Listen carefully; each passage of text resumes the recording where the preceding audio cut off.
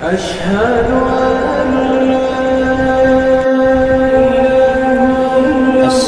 علیکم ورحمۃ اللہ وبرکاتہ۔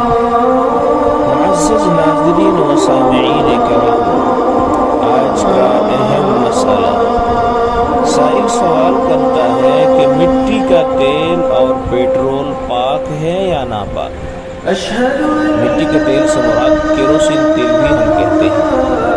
تو جواب عرض یہ ہے کہ مٹی کا تیل اور پیٹرول جبکہ ان میں کوئی اور نجاست حامل ہے، بات ذہن میں رہے کہ مٹی کا تیل اور پیٹرول جبکہ ان میں کوئی اور نجاست نہ ملی ہو، فی نفس ہی وہ پاک ہے، اس سے کپڑا وغیرہ یہ ساری چیزیں دھونا درست ہے۔